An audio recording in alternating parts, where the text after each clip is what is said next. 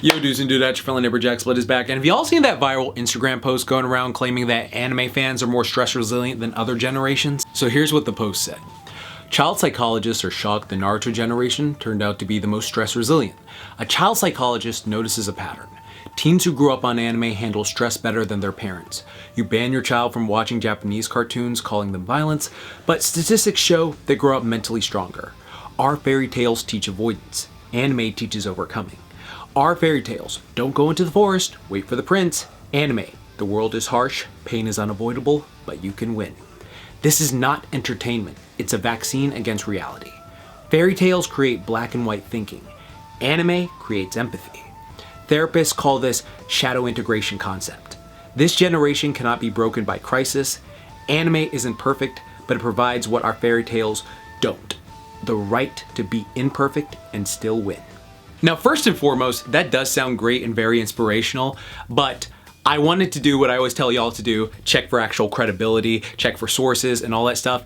And sadly, I could not find anything that linked to a real study of this, like an actual doctor or actual psychologist or anyone talking about this on any place but Instagram. So it's probably one of those stories that was made up for Instagram. However, there are some things I want to talk about that I agree with in that post, and some things I disagree with, and some things that I think will just help you improve your life going forward. Now, for starters, if you've been on my channel for a long period of time, then you already know this is what I'm all about. I love self-improvement, especially from anime, because I think it just hits a lot different than Western media will for the stuff we grew up watching. Because while I always love characters like, Spider-Man and watching his shows, or Superman watching his shows, or, The Flash, Justice League, Batman, and even though Batman trains, most of the time we start off with him already being established as Batman. I love how in anime, we follow characters usually starting off pretty weak, or weaker than what we know them as today, and we just watch them grow and accelerate, because I think that's just a beautiful lesson of showing you that you don't have to be weak. You don't have to be the victim in any situation. You can always work yourself to get stronger, and I think anime beautifully captures that message, because there's a great quote from Black Clover I love, which is, "There's no shame in being weak. The problem is in staying weak." And that is what anime further just makes you go, I can transform myself. I can be better. Like, I remember as a child watching Dragon Ball Z. Like, again, I grew up watching Power Rangers and X-Men and Spider-Man and all that stuff and being hyped from it. But Dragon Ball Z was like the first show I watched where, oh, this bad guy is coming.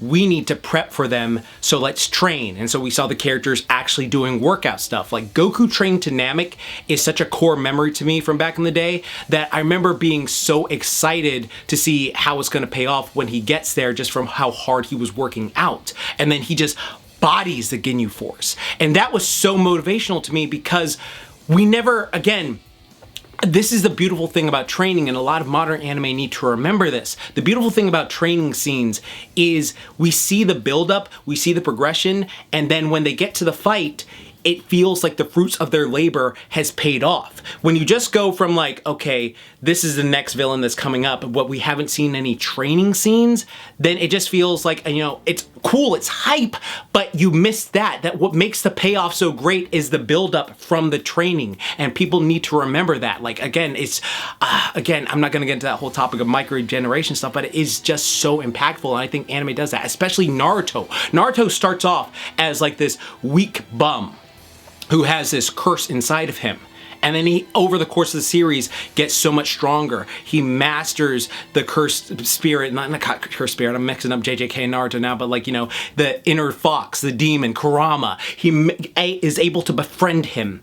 And then they go and they team up and they're able to do all this epic stuff. Like, watching the journey of him befriending Kurama is so fun. It's so epic. It's so great. It's like, oh, is he gonna actually turn out to be a good person, or is he gonna try and trick Naruto? Or the whole stuff with when they talk about empathy. That is so valid too. Like the whole thing about what Pain's beautiful speech he said to Naruto about, all right, if you kill me, then what's gonna happen when this happens? And they just have this whole back and forth, and you just go like, yeah, this is a very interesting topic to go on, or even the stuff with like Gaara, or even seeing characters self-improvement journeys like Rock Lee. I have no ninjutsu, so all I have to do is physically train to get better. And that's the beautiful thing about us humans, is we have that same ability. We can't, you know, do superhuman stuff yet, but we can do stuff that's pretty damn close, where if we were to compare ourselves after 5 years of training to your years previous to those 5 years of training, we would just be so much ahead of ourselves. And that's what the beautiful thing about us. We can do that. We can train. We can become better people. We can become sharper intellectually. Like even Sakura's whole thing is, I am this weak girl who's crushing on this guy who doesn't give a fuck about me. I need to find a way to get stronger and all this stuff. And then by the end of the series, she has some of the best hands in the entire series. That is so hype to see. It's just the witness, the growth, all that stuff. It allows you to get motivated and allows you to go, I want to change. I can be my hero. I will not be the victim in this scenario anymore. I will not allow myself to do that. I will be the victor. I will be the victor moving forward. And I think anime encapsulates that perfectly. And I know for a fact a lot of people have watched anime, and a certain scene during that anime affected them at a vital point in their lives that either saved them or motivated them or made them want to be better for their, you know, life going forward. And I have nothing but respect and appreciation for all that as someone who's been there myself. I will say, however, on the stress resilient part, I do think that's a bit of a mixed bag, and here's why. Now, as a former crash out who's done a lot of videos on mental health and emotional regulation and meditation to help y'all find ways to control yourselves better, because I don't want you to go through the pain I've gone through because I couldn't control myself at the time. And again, I say this with love to my fellow weebs, but there's a lot of times that I notice, like on various social medias, there are a lot of anime fans who will get angry or stressed out to a point that it doesn't correlate to the situation. Like they'll get angry or stressed out to a point that it feels like they just saw their mom get hit, their pet get stomped, their SO get slapped, when it's just like, oh, you said fictional character A could not beat fictional character B. Or, oh, you said this character should date this character instead of this one over here, which is clearly better for them. So now I want you and your entire family to die. And it's just like, that ain't it. And make no mistake, you can most definitely become stress resilient in areas thanks to a certain anime, but then if a lot of other areas you're not stress resilient and you show that you're not stress resilient, then it shows that you aren't as stress resilient as you may think. Like, as a matter of fact, one of the most humbling experiences you can do is go look at an argument, a heated argument you got into like 5 to 10 years ago online or something like that, right? Like I was looking at some arguments I got into when I was like, you know, as a teenager and like in the 2000s or like in my early 20s and the early 2010s and stuff like that. And like in my 30s now, I'm just like, what is up with this kid? But like I remember back at that point, I was like, oh man, I want to get this person. I'm going to say this and this. And then like having this back and forth that went on for like 8 hours. And I remember during the entire thing, like cortisol was filling my body. I was like feeling stressed. And even when the conversation ended, I went to bed feeling like just like really festering, just bitter and stuff like that. And that's not healthy. That is not healthy at all. And so many people, especially these days, allow that to overcome them fully. And so one of the things I wanted to do was help y'all just better manage that. As a matter of fact, I did this video right here that can help you with this, that I'll share right now. If you've already seen it, you can skip it. But like this has helped a lot of people so much with their stress management.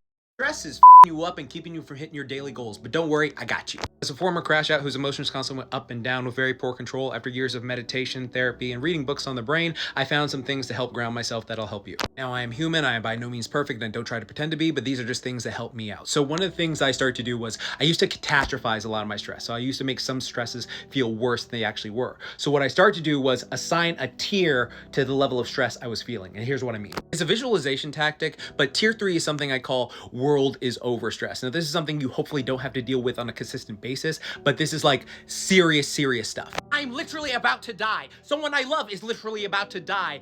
That person over there is literally about to die. I'm about to go to jail for the rest of my life and not have any time to get out. I'm gonna lose all my money and become homeless. I lost my job and I literally won't be able to get a new one anywhere else, etc. I could go on. Like, those are very serious things that it's like, it'd be a bit weird if you weren't stressed out about it. Tier 2 is what I call tediously painful stress. but life isn't over. I paid bill too late, but I can pay it later. May have to pay a punishment fee, but I have enough to do it. I lost my wallet and now I gotta go and replace all the stuff inside of it. I didn't get a hotel in time, so now I gotta go out my way to find a place that's even further away to stay now. Honestly, as I've learned over the years, majority of these count as tier 2, but when I was experiencing them for the first time, they felt like tier 3. It felt like my life was over. That's what I was talking about with catastrophizing, and I know a lot of people feel that, and this is why this is so powerful, because once you are able to identify, is this a tier 2 stress or a tier 3 stress, you'll be able to go, okay, let me take a step back, but let's go to tier 1. Tier 1 is what I call mildly aggravating, but easily solved stress. Oh man, I didn't get a ticket to that movie I really wanted to see. Oh well, guess I'll see it next week.